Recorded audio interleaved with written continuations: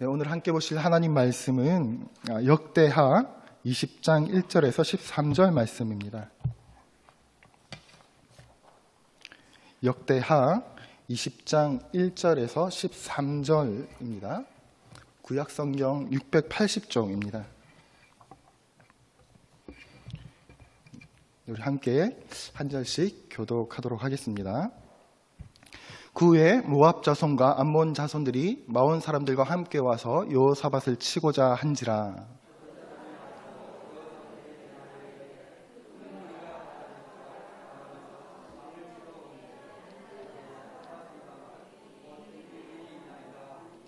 여호사밧이 두려워하여 여호와께로 낯을 향하여 간구하고 온 유다 백성에게 금식하라 공포하매. 모든 성에서 여호사밧이 여호와의 전 셋들 앞에서 유다와 예루살렘의 회중 가운데 서서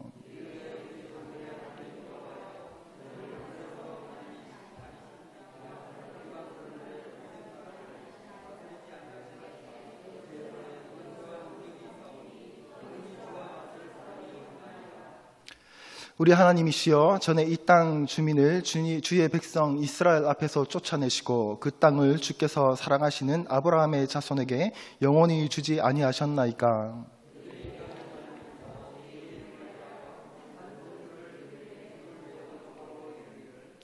만일 재앙이나 난리나 견책이나 전염병이나 기근이 우리에게 임하면 주의 이름이 이 성전에 있으니 우리가 이 성전 앞과 주 앞에 서서 이 환난 가운데서 주께 부르짖은즉 들으시고 구원하시리라 하였나이다.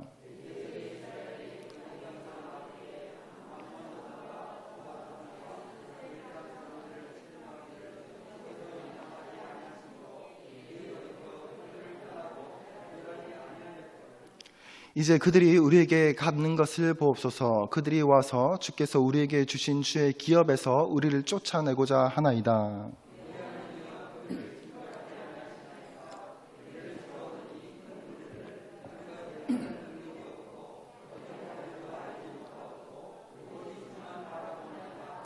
함께 읽겠습니다. 유다 모든 사람들이 그들의 아내와 자녀와 어린이와 더불어 여호와 앞에 섰더라. 아멘. 네, 할렐루야. 네, 우리 수요 예배 가운데 나오신 성도님들 환영합니다.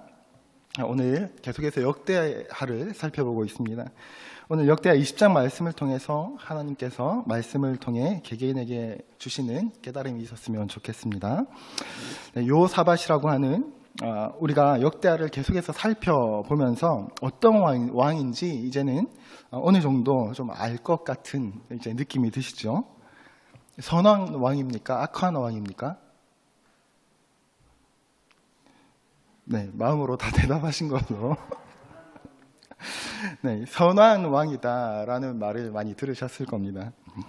네, 이 여호사밧은 그런데 이 선한 왕이다라고 분명히 제가 아마 여호사밧에 대해서 제 기억에 제가 처음 이렇게 설교를 하고 그 뒤에 쭉 이렇게 이야기를 들으셨을 것 같은데, 처음에 선한 왕이다라고 선언을 쭉 이야기를 보시면서 어떤 느낌이 드셨는지는 모르겠어요. 이렇게 여호사밧 이야기를 읽다 보면 하나님께서 선한 왕, 하나님의 말씀을 잘 따르는 왕 같은데 그의 업적들을 보면 과연 하나님 기뻐하시는 하나님 마음에 든 그런 왕이 맞나 하는 생각들이 드는 모습들이 참 많이 등장을 합니다. 아합 왕과 사돈을 맺고 아합 왕이 자기 욕심 때문에 하자고 하는 그 전쟁에 참전했다가 아합 왕은 죽고 자신만 겨우 어렵게 살아서 돌아오는 장면들 혹시 기억나시는지 모르겠습니다. 이런 모습들을 보면 이렇게 잘못 판단하는 여호사밧을 보면 하나님 입장에서 선왕이라고 할 수 있는 것이 맞는가 하는 물음표들도 생기기도 합니다. 여호사밧이 왕으로 있는 동안 전쟁도 적잖게 치르게 됩니다. 나라가 평안했다라고 말하기는 참 애매모호한 왕이었습니다. 이런 여호사밧 왕이 오늘 주님을 바라보는 장면이 나옵니다. 어떤 상황인지 함께 말씀을 살펴보겠습니다. 우리가 한번 읽었는데요, 1절 2절을 보면 이렇게 기록하죠. 그 후에 모압 자손과 암몬 자손들이 마온 사람들과 함께 와서 여호사밧을 치고자 한지라. 어떤 사람이 와서 여호사밧에 전하여 이르되 큰 무리가 바다 저쪽 아람에서 왕을 치러 오는데 이제 하사손 다말 곧 엔디게 있나이다 하니, 이제 전쟁이 벌어지려고 하는 모습인 거죠. 모압과 암몬 그리고 마온 사람들이 이스라엘을 치려고 한다고 기록을 합니다. 그리고 이 세 나라만이 아니라 아람에서도 여호사밧을 향해서 치러 온다라고 기록하고 있습니다. 이스라엘의 지금 이 유다의 서쪽으로는 지금 지중해가 있고, 이 지중해를 건너서 민족이 도망갈 수도 없는 상황. 이 유다는 지금 유다를 치러 온다는 이 말을 듣고 어떻게 이렇게 할 수도 저렇게 할 수도 없는 상황입니다. 물론 적지 않은 군대를 가지고 있었지만 지금 연합군이 쳐들어온다는 것입니다. 한 나라만 봐도 쉽지 않은 전쟁일 텐데 지금 이방 민족들이 함께 모여서 연합군으로 여호사밧을 치러 온다라고 하는 겁니다. 아마 지중해로 도망가는 것은 거의 불가능할 것이고요. 온 민족이 함께. 그리고 아이들과 여자들을 두고 군인들인 남자들만 도망갈 수도 없었겠지요. 지중해로 몰살당할 것인가, 아니면 전쟁터로 모르겠다, 장렬하게 싸우면서 죽자라고 하는 수밖에 없는 그런 입장이었을지도 모르겠습니다. 지금 이런 민족의 위가 지금 여호사밧이 있는 가운데 찾아온 것이죠. 그래서 3절에 이렇게 기록합니다. 여호사밧이 두려워하여 여호와께로 낯을 향하여 간구하고 온 유다 백성에게 금식하라 공포하매. 이제 여호사밧이 이러지도 저러지도 못하는 상황 가운데서 이방 민족의 연합군이 치러 온다라는 것을 보고 두려워합니다. 그리고 여호와께 향하여 간구하고 온 유다 백성에게 금식하라라고 선언했다라고 기록하고 있습니다. 모든 백성이 함께하는 금식이 지금 이스라엘 민족 가운데 처음 선포되고 있는 것입니다. 이전에 좀 이렇게 부분적으로 금식을 하는 모습들은 있었지만 온 민족이 함께 금식하는 것은 처음 등장합니다. 지금 온 민족이 몰살당한 위기에 처해 있는데 우리 민족이 온 백성의 생명이 지금 주님 손에 있습니다. 라고 지금 하나님 앞에 온 백성의 생명을 내어놓는 것 아니겠습니까? 금식이라는 게 무엇입니까? 사생결단하는 거죠. 생명의 주인이 당신입니다 라고 고백하는 것입니다. 주님 뜻대로 하겠습니다 하는 기도 아니겠습니까? 예수님의 기도 생각나시죠? 아버지여, 만일 아버지의 뜻이여든 이 산을 내게서 옮기시옵소서. 그러나 내 원대로 마옵시고 아버지의 원대로 되기를 원하나이다. 이것이 금식의 핵심 아니겠습니까? 온 민족이 그렇게 밀어달리는 것입니다. 그랬더니 유다 사람들이 그렇게 공포했더니 유다 사람들이 온 성읍에 모여서 여호와께 금식하며 간구하기를 시작하였다라는 것이죠. 지금 여호사밧 왕이 여호와 하나님께로 낫을 들고 금식을 선포하는 것을 듣고 지금 유다 백성 모두가 나와서 유다 온 백성이 나온 것입니다. 그리고 이제 여호사밧이 예루살렘의 그 회중 가운데 서서 기도를 합니다. 5절인데요. 우리 한 번 더 함께 한 목소리로 한번 읽어보겠습니다. 시작. 이르되 우리 조상들의 하나님 여호와여, 주는 하늘에서 하나님이시니까 이방 사람들의 모든 나라를 다스리지 아니하시나이까. 주의 손에 권세와 능력이 있사오니 능히 주와 맞설 사람이 없나이다. 아멘. 먼저 하나님을 찬양합니다. 아무것도 아닌 기도문 같은데요.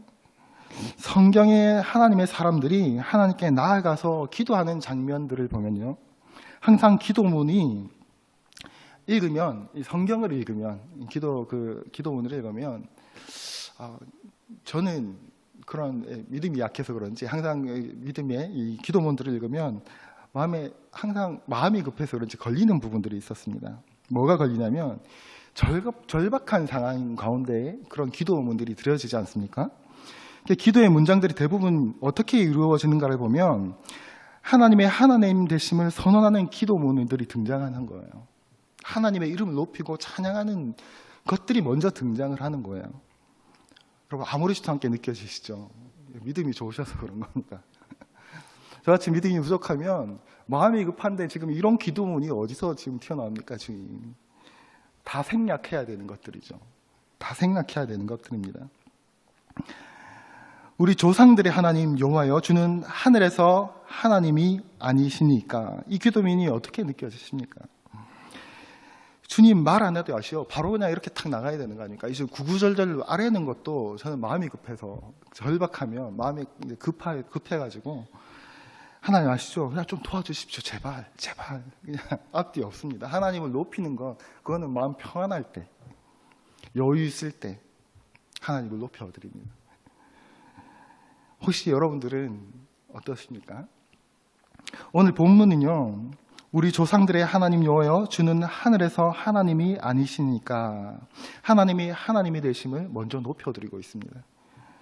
하나님께서 누구신지를, 어떤 분이신지를 아는 거죠. 지금 이제 아는 거죠 라는 말은 머리로 안다는 말이 아닙니다. 그런 차원이 아니죠. 하나님을 대하는 태도를 보면 하나님을 정말 아는가, 그 태도에서 드러나는 것이죠.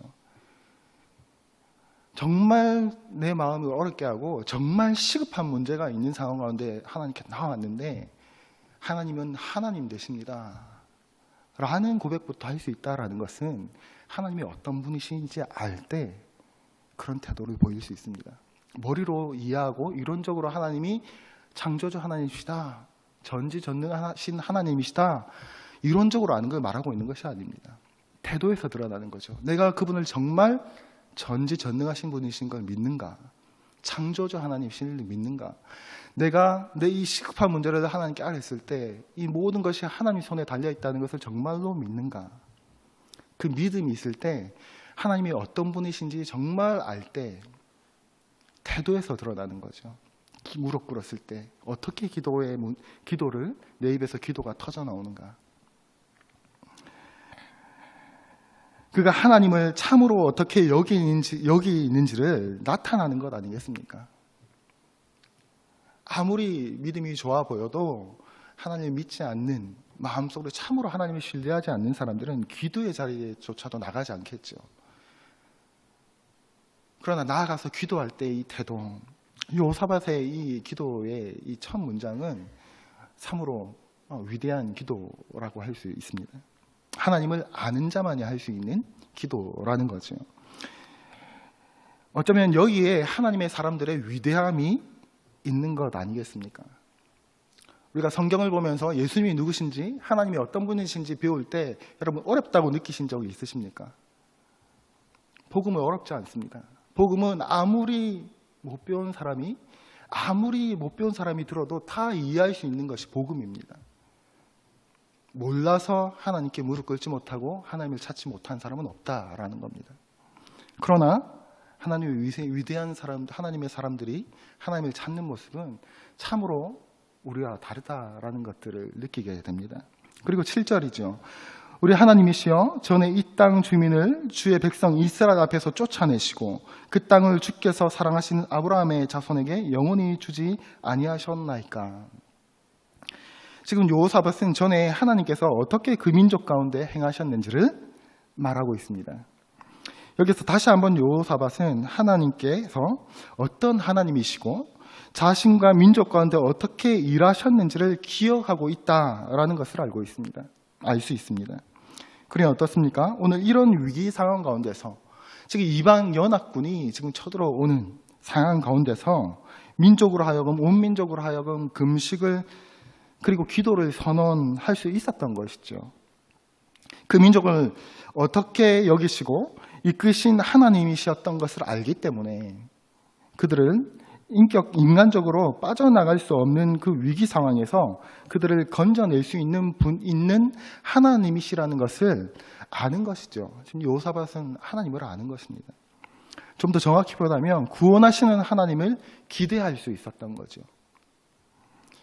이것이 얼마나 중요한 것인지 모르겠습니다. 하나님을 향하여 기대할 수 있다라는 것, 바로 믿음과 신뢰 아니겠습니까? 여러분들은 하나님 앞에 무릎 꿇고 기도하러 나오시면서 얼마나 기대하십니까?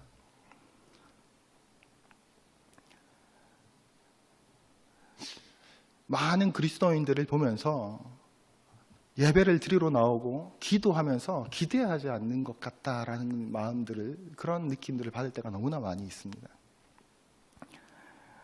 하나님께서 참으로 나와 함께 하시고 이루어 주실 것, 응답하실 것이다 라는 그 기대, 그 기대가 느껴지지가 않는 거예요. 예배를 드리면서도 말씀이 우리의 삶을 주장하실 것이다 라고 아무리 강당에서 선언되어지고 선포되어지지만 성도들의 삶 가운데서는 기대가 느껴지지 않는 거예요.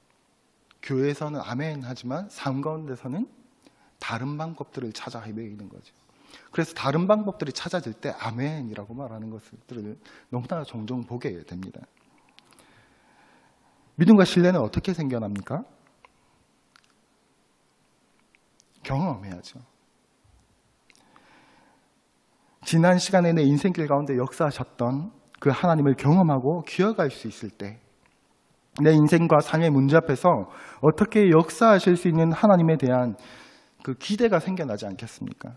그렇게 신뢰는, 믿음은 살아계신 하나님이시고 인격적인 하나님과 세월이 쌓여가면서 더욱 두터워지는 것이죠.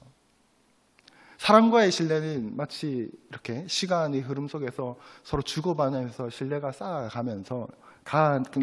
쌓아나가면서 살아계시고 인격적인 하나님과는 그런 관계를 맺지 않는 것이죠. 오늘 여호사밧은 그 가운데, 그 민족 가운데 역사하시는 하나님을 기억합니다. 그리고 신뢰할 수 있는 거죠. 하나님께서 지금까지 우리를 어떻게 도우셨는지 아는 것이 중요합니다. 그럴 때 하나님께서 어떤 분이신지 알 수가 있기 때문에 그렇습니다. 그래서 하나님께서 우리 교회를 어떻게 도우셨는가를 알기 위해서 역사를 하는 것도 중요하죠. 그래서 하나님께서 우리의 인생의 역사를 어떻게 내 삶을 인도해 오셨는가 하는 것을, 내 인생의 역사를 기억하는 것도 너무너무 중요합니다. 그래서 우리는 믿음의 여정이었던 우리의 인생의 역사를 또 자녀들에게 말해주는 것도 너무너무 중요합니다. 하나님께서 어떻게 우리의 가정의 역사를 도우셨는지 전해주는 것, 그리고 온 가족이 함께 그것을 기념하는 것. 한때 이런 문구가 우리 한국 교회 가운데 유행했던 적이 있었던 것 같습니다. 믿음의 명문가죠. 이런 말들이. 그러면서 믿음이 계승되어지는 것. 그래서 끊임없이 이론적인 성경을 가르치는 것이 지금 얼마나 성과를 거두고 있는지 모르겠습니다. 우리 자녀에게 하나님께서 지금 엄마 아빠의 인생을 어떻게 이끌어 오셨는지를 알려주는 것.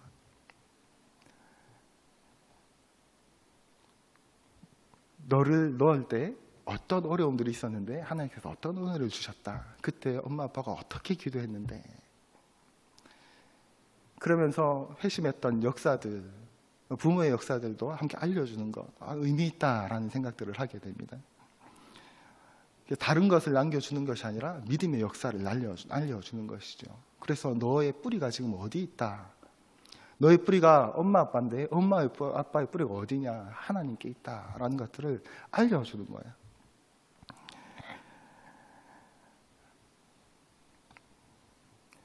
계속해서 여호사밧이 기도합니다. 8절에서 그들이 이 땅에 살면서 주의 이름을 위하여 한 성소를 주를 위해 건축하고 이르기를 만일 재앙이나 난리나 견책이나 전염병이나 기근이 우리에게 임하면 주의 이름이 이 성전에 있으니 우리가 이 성전 앞과 주 앞에 서서 이 환난 가운데서 주께 부르짖은즉 들으시고 구원하시리라 하였나이다. 주의 이름을 위하여 성전 건축이 나옵니다. 솔로몬의 성전을 말씀하고 있는 거겠죠. 이 성전에 주님의 이름을 두겠다고 하셨으니 여호사밧이 계속 기도합니다.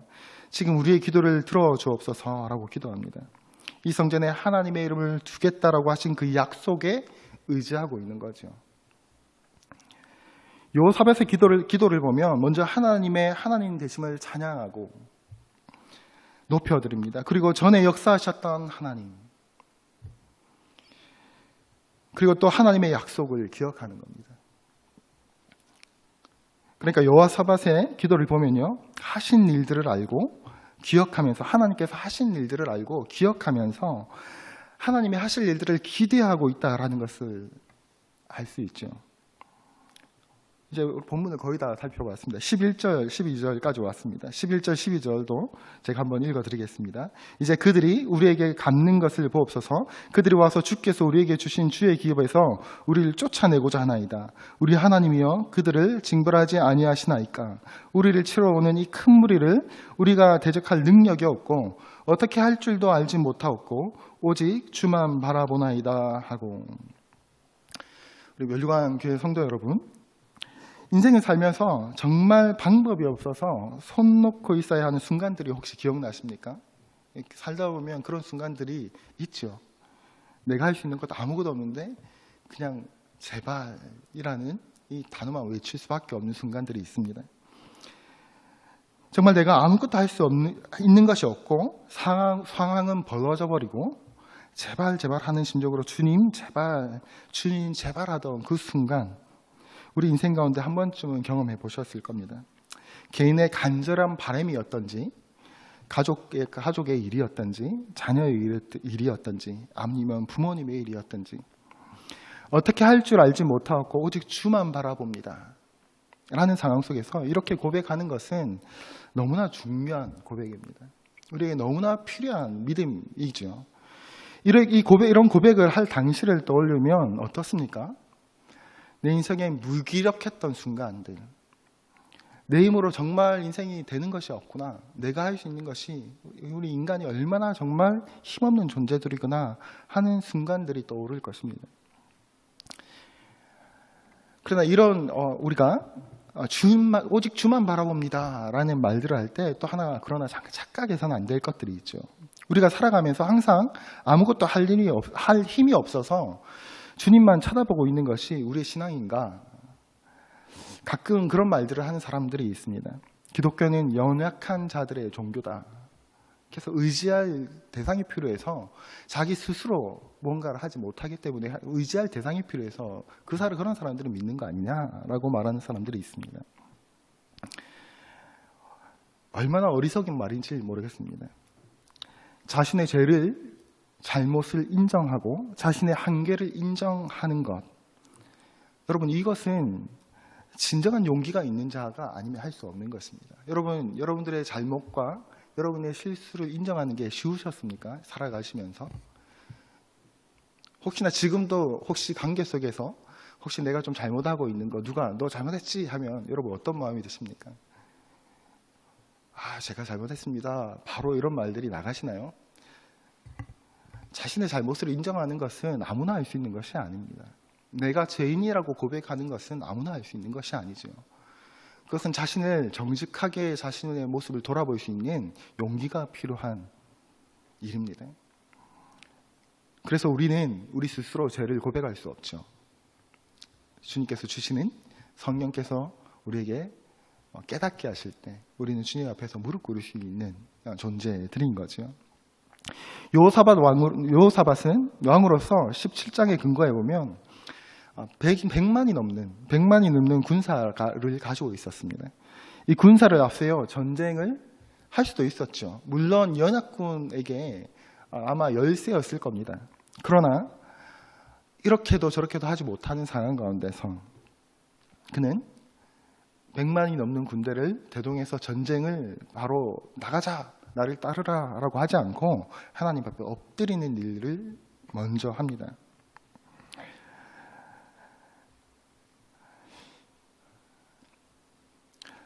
역대하 19장 1절 2절에 이렇게 기록하고 있죠. 유다왕 여호사밧이 평안히 예루살렘에 돌아와서 그의 궁으로 들어가니라. 하나님의 아들 선지자 예후가 나가서 여호사밧 왕을 맞아 이르되 왕이 악한 자를 덮고 여호와를 미워하는 자들을 사랑하는 것이 옳으니까 그러므로 여호와께서 진노하심으로 왕에게 임하리이다. 아까도 잠깐 언급했는데 여호사밧이 지금 평안히 예루살렘에 돌아와서 그의 궁으로 들어갔다라고 기록하고 있지만 사실은 평안이 아니었죠. 아합 왕과 함께 나갔다가 아합 왕은 죽고 지금 겨우 돌아와서 목숨을 건진 상황이었습니다. 지금 여호사밧은 이것을 알고 있는 거예요. 뭘 알고 있냐면 여호와의 진노하심이 왕에게 임한다라고 했는데 자신의 여호사밧에게 임한다고 했는데 그 진노하심이 지금 어떻게 닥쳐온 것입니까? 연합군, 이방인의 연합군의 이 전쟁이라는 것으로, 침략이라는 것으로 지금 다가온 거예요. 이것을 지금 여호사밧은 알았던 것 같아요. 이것은 단순히 민족 대 민족의 그냥 전쟁이 아니라 하나님의 하나님 되심을 인정하고 솔로몬의 성전을 언급하고 하나님의 약속을 언급하면서 하나님께 엎드릴 때 이것이 하나님 앞에서, 이 전쟁이 하나님 앞에서 해결이 가능하다라는 것을 지금 여호사밧은 알았던 것이죠. 우리가 지금 여호사밧의 이 삶을 계속해서 함께 보고 있는 것처럼 그의 인생은 완벽하지 못했었습니다. 잘난 것도 있고 잘한 것도 있지만 못한 것도 있었습니다. 하나님 앞에서 못한 것도 있었습니다. 이것이 하나님을 믿고 믿음 따라 살기 원하지만 날마다 넘어질 수밖에 없는 우리가 본받아야 할 신앙이 아닐까 하는 생각들로 하게 됩니다. 이 여호사밧의 믿음에 합당하게 그 유다 모든 사람들이, 아내와 자녀, 어린아이들이, 온 유대 민족이 요 앞에 나와 섰습니다. 이 전쟁은 군사적인 전쟁이 아니었던 거죠. 이 전쟁은 이스라엘을 향한 손길, 하나님의 주권, 하나님의 행하심이 이 전쟁의 핵심이었습니다. 멸류관교회 성도 여러분, 여러분들은 성경의 인물 중에 혹시 누구를 가장 좋아하십니까? 아니, 누구를 보면 혹시 가장 나와 같다라는 생각들을 혹시 하시나요? 다윗 좋아하지만 뭔가 범접할 수 없을 것 같은 인물이죠. 모세, 전 모세를 좋아했었는데, 좋아합니다. 근데 범접할 수 없는. 그래서 저의 그 카톡을 보면 카톡의 이름 앞에 제이콥이라고 적혀 있습니다. 야곱 이렇게 적혀 있어요. 야곱. 페이스북에도 야곱, 제이콥 이렇게 적어놨습니다. 그나마 나와 똑같은 삶을 살아가진 않았지만 그나마 이 비슷한 연약함이 좀 있지 않나 하는 그런 동질감과 좀 친밀감을 느껴보는 거죠. 이스라엘 또한 야곱을 보면서 동질감을 좀 느끼지 않았을까 하는 생각을 하게 됩니다. 하나님께서 야곱의 이름을 이스라엘이라고 명해 주시죠. 그 이스라엘이라는 이름은 바로 민족의 이름으로 사용하는 것을 볼 수 있습니다. 야곱이라는 인물을 자신과 동일시하면서 그 이름 앞에 얼마나 위로를 받았을까 하는 생각도, 그런 짐작도 해볼 수 있을 것 같습니다. 야곱의 인생을 보면 어떻습니까? 그 일생이 그리 순탄하지 않았죠. 하나님 앞에서 순종을 잘 올려드린 그런 삶이 아니었습니다. 일생에 선하게 살지도 못했습니다. 그는 날 때부터 형의 발목을 잡았고 자라면서 계속해서 장자의 자리를 욕심을 내었습니다. 욕심으로 끝내지 못하고 아버지와 형을 상대로 사기를 치고 도망가서 산 세월이 긴 세월을 살았습니다. 그리고 자기 눈에 좋은 여인을 얻겠다고 고생을 합니다. 그리고 두 부인을 얻어서 두 부인이 계속 다투는 것을 또 보는 삶을 삽니다. 그뿐입니까? 12아들의 갈등들을 또 평생 지켜보면서 살아갑니다. 이제 인생을 조금 아는 나이가 된 시점에 이 야곱의 인생을 나열해 보면 가슴이 더 답답해지는 거죠. 지금 야곱에게 벌어진 인생이 만약에 내 인생에 펼쳐진다고 생각하면 갑갑합니다. 그렇지 않습니까? 참으로 하나님 믿는 하나님의 사람이라도 인생이 이럴 수 있구나 하는 생각들을 하게 되는 인물입니다. 그런데도 왜 유대인들이 야곱을 좋아하고 자신들의 삶과 동의시했을까요? 끝나지 않는 문제의 연속인 야곱의 삶을 보면서 부러운 것 하나 없는데, 야곱을 보면 너무나 인간적이고 이기적이고 세속적인, 나아가 아버지와 형을 상대로 사기까지 벌인, 그러나 하나님께서 그를 버리지 않으셨던 거죠. 하나님께서 그런 야곱을 통해서 12지파가 탄생했고 그 지파들이 이스라엘을 이끌어가는 12민족이 됩니다. 이런 야곱의 인생을 보면서 더욱 포기하지 않으시는 하나님의 은혜를 보게 되는 거죠. 여호사밧도 동일합니다. 요사밧의 삶을 보아도 전쟁이 끊이지 않았고 하나님 보시기에 부족함이 너무나 많이 있었습니다. 그런데도 하나님께서 그와 함께 하셨다가 핵심이라고 할 수 있죠. 그러한 사람도 하나님께서 버리지 않으시고 붙드시고 함께 하셨다라는 것입니다. 멸류관교회 성도 여러분, 그러면 하나님 편에서 사고치고 범죄하고 하는 사람들은 모두가 동일한데 왜 요사밧은 선왕으로 평가를 받을 수 있었을까 하는 것이죠. 야곱은 어떻게 그렇게 사기치고 비겁하고 세속적인 사람이었는데 하나님께 인도받고 세상의 야곱의 하나님이라는 이런 기록을 성경에 남길 수 있었을까?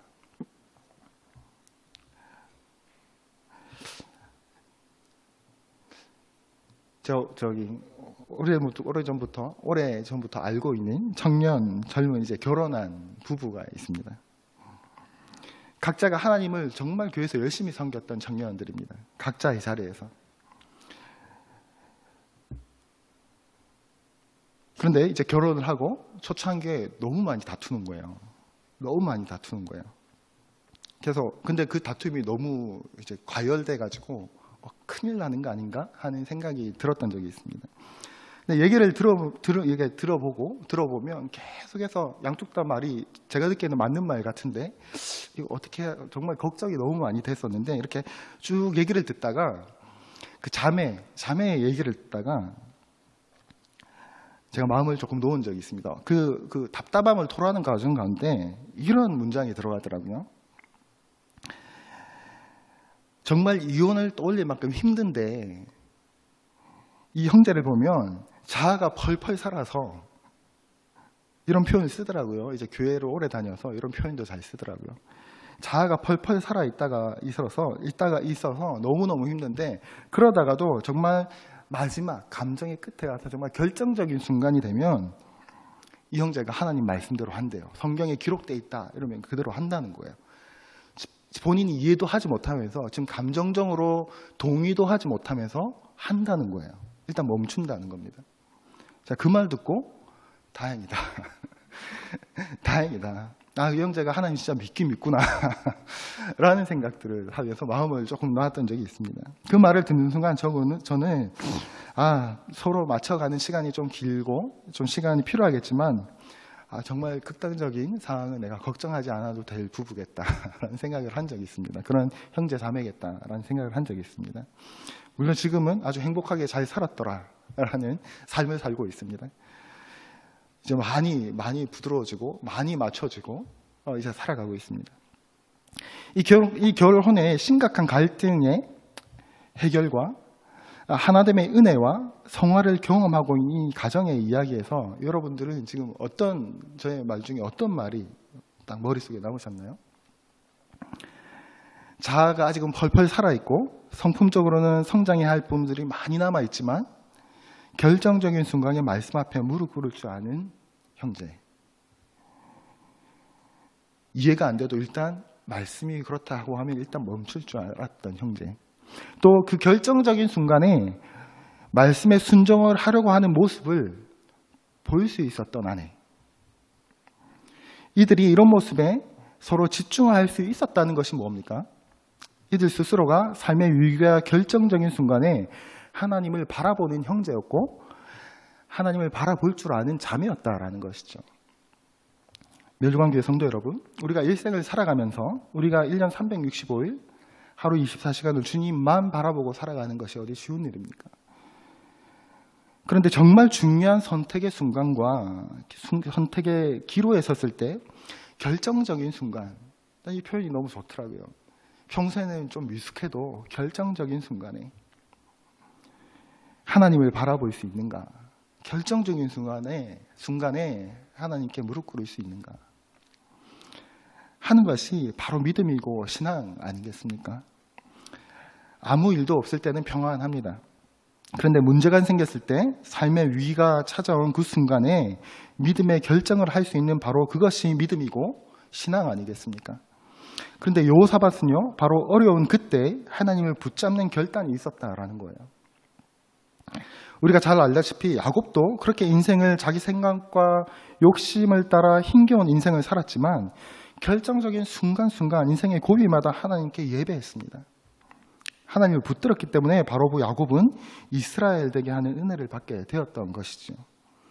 우리의 인생길 가운데 어떤 상황들이 펼쳐질지라도 우리의 마음속에 어떤 풍파로 인해서 때론 갈대처럼 왔다 갔다 할지라도 결정적인 순간에 내가 오직 주님만 바라보나이다 라고 고백할 수 있는 멸관교회 온 교우들 되었으면 좋겠습니다.